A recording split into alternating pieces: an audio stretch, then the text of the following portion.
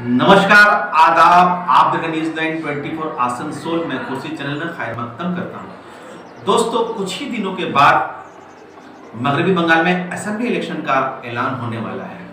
Election commission की तमाम तैयारी मुकम्मल हो चुकी है और अब कुछ ही दिनों के बाद हम लोग को डेट भी मिल जाएगा कि मगरबी बंगाल में असेंबली इलेक्शन कब होने वाली है। और इस बार जो हम लोग मगरबी बंगाल में असेंबली इलेक्शन देख रहे हैं, वो हम लोग को चौतरफा मुकाबला दिखाई दे रहा है।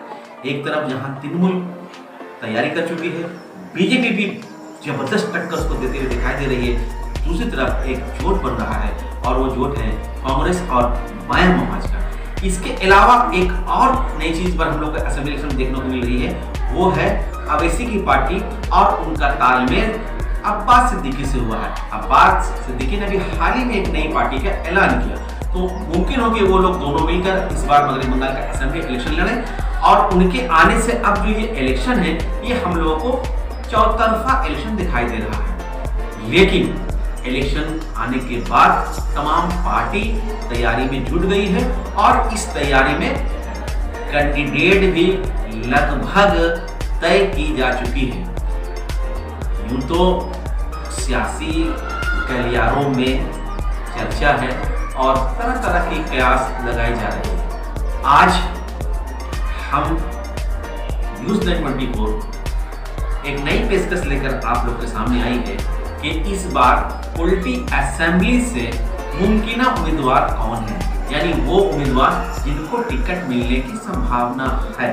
हो सकता है हमारी ये प्रेडिक्शन बिल्कुल गलत हो, क्योंकि ये कोई सियासी आंकड़ा पे बहस नहीं की जा रही, बल्कि चैनल ने जो चीज को महसूस किया, जिस चीज को देखा, वो एक अपनी एनालिसिस पेश कर रही है कि अगर कौन पार्टी इस उम्मीदवार को खड़ा कर सकती है, बिलखुसूस उल्टी असेंबली इलेक्शन में।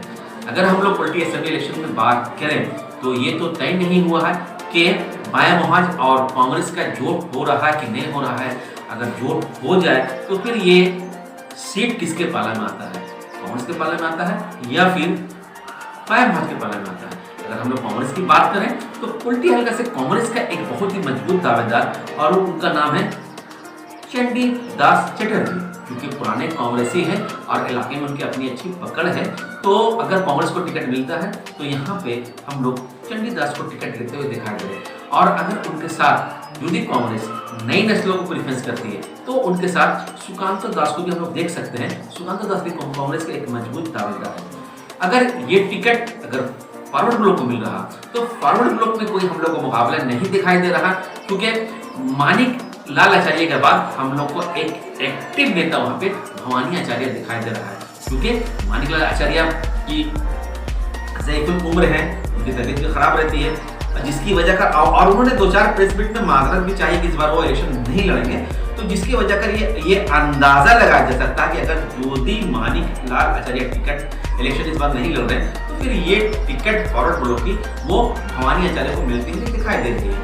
अब आइए अब बात करता हूँ तृणमूल कांग्रेस की। तृणमूल कांग्रेस के अगर हम लोग एनालिसिस लें तो तृणमूल कांग्रेस में अगर एक ही दावेदार है और वो मजबूत दावेदार माना जा रहा है, वो है उज्जवल चटर्जी, क्योंकि वो तृणमूल कांग्रेस से काफी कद्दावर नेता है। उनका इलाके में एक अपनी पकड़ है और बुजुर्ग भी है, एक्सपीरियंस भी है। इसलिए ऐसा लग रहा है कि इस बार जो हम लोग लड़ाई देख रहे हैं, इस लड़ाई में तृणमूल कांग्रेस को रिस्क लेना नहीं चाहेगी और उज्जवल चटर्जी को टिकट दे देगी। अब आइए बीजेपी की हम बात करें, क्योंकि बीजेपी इस बार एक नई आबोताब और नई जोश और खरोश के साथ बंगाल का असेंबली इलेक्शन लड़ने जा रही है। और ये जो मुकाबला हम लोग को दिखाई दे रहा है, वो बीजेपी और तृणमूल कांग्रेस के दरमियान ही मुकाबला दिखाई दे रहा है।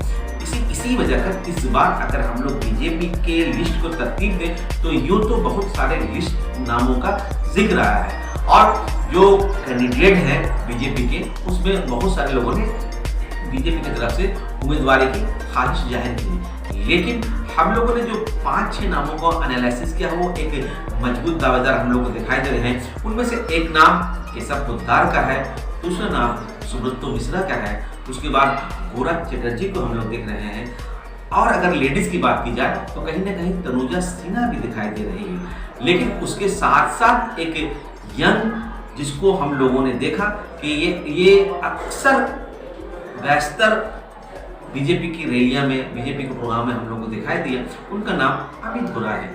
अगर बीजेपी उल्टी से किसी यंग को प्रेफरेंस करती है तो शायद अमित गोरा ये टिकट ले जाए, चूंकि इलाके में उनकी भी एक अच्छी पकड़ है और वो अपनी एक्टिविटीज की वजह कर काफी मशहूर है। और इस बार टिकट बांटते वक्त पार्टियां मजहब को बिल्कुल ख्याल करेगी। अगर जहां पे जिस कैटेगरी का 60% ज्यादा वोट होगा, पार्टी उनको ही प्रेफरेंस देगी। तो हम लोग को जो न्यूजीलैंड की सूत्रों से हवाले से जो खबर मिल रही है कि पार्टी टिकट बांटते वक्त उल्टी असेंबली हल्का में बंगाली भाषा भाषी को तरजीह देगी। इस वजह कर हम लोग ये देख रहे हैं कि अगर उल्टी असेंबली में अमित गोरा जो है वो भी एक बीजेपी का मजबूत दावेदार दिखाई दे रहा है, और अगर अमित गोरा को टिकट मिल जाए तो इसमें हैरान करने वाली कोई बात नहीं होगी। दोस्तों, जैसे मैंने कहा कि ये एक आंकड़ा है, अपनी एक प्रिडिक्शन है, इसमें हो सकता है कि हम लोग 100% गलत भी हो, लेकिन ये तो एक एनालिसिस की जा सकती है और ये एक नई पेशकश है। उम्मीद है कि एक दूसरे असेंबली हल्का के साथ फिर अपनी पेशकश लेकर आप लोगों के सामने हाजिर होगा।